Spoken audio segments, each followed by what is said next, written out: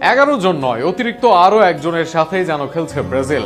মাঠে ব্রাজিলের বিপক্ষে নেমেছেন রেফারি নিজেই।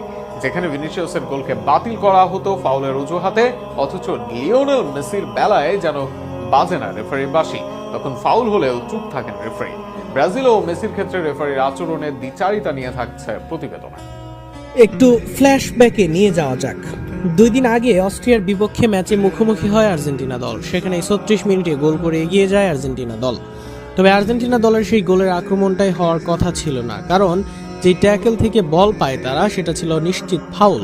এমন দাবি আমি করছি এমনটা নয়। সুপারস্টার পিটার স্মাইকেল, ম্যানচেস্টার ইউনাইটেডের তারকার মতে এটা গোল নয়। ম্যাকঅ্যালিস্টারের বিপক্ষে খেলোয়াড়কে ফাউল করে বিল্ড আপের সূচনা করে, ফলে গোল হওয়া উচিত ছিল বাতিল। কিন্তু সেই ফাউলের ভ্রুক্ষেপ ছিল না রেফারির। 2 দিন পর এবার চুন থেকে পান খসলেই বাঁশি বাজছে রেফারির, কারণ এবার যে আর্জেন্টিনা নয়, মাঠে নেমেছে ব্রাজিল। তাদের ঠেকাতেই এবার শত আয়োজন রেফারির। ম্যাচের 22 মিনিটে সেলেসাওদের lead double. Centre back Jacob Henry থেকে প্রেস করে বল নেন ভিনিসিয়াস জুনিয়র। এরপর ডান পায়ে ভিনির দারুণ ফিনিশ। জোড়া লিড পেয়ে ব্রাজিলও মেতে ওঠে আনন্দে। স্কটল্যান্ডও করে না কোনো প্রতিবাদ। গোল হজম করে খেলা শুরু করতে এগিয়ে আসে তারা। তবে সেখানে যেন হঠাৎ আগমন রেফারির।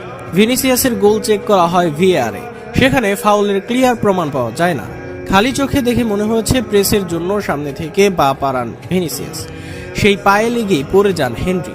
সেই টাচটাও যে ভারী ছিল এমন নয়, বরং বলে সহজেই দখল নেন ব্রাজিলিয়ান উইঙ্গার।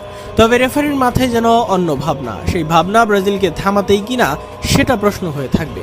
কেননা এই ট্যাকেলেও ফাউলের ডাক রেফারির। ভিনিসিয়াসের বিপক্ষে দিলেন ফাউলের ডাক, গোল হলো বাতিল। 2 দিন আগে আর্জেন্টিনার নিশ্চিত ফাউলের কোনো ভ্রুক্ষেপ ছিল না রেফারির, উল্টো আর্জেন্টিনার জন্য বরাদ্দ ছিল রেফারির। এবার যেন হলো উল্টো ঘটনা। ব্রাজিলিয়ানদের বিপক্ষে ফাউলে তেমন বাজে না বাসি, কিন্তু ব্রাজিলিয়ানরা গোল দিলে রেফারি এগিয়ে আসেন থামাতে। সেই গোল হলে হ্যাট্রিক উদযাপন করা হতো ভিনিসিয়াসের। ব্রাজিল পেত আরো বড় জয়। বর্তমানে এমনই পরিস্থিতি সেলেসাওদের। বিশ্বকাপে আর্জেন্টিনা ও ব্রাজিলের ক্ষেত্রে রেফারির দৃশ্য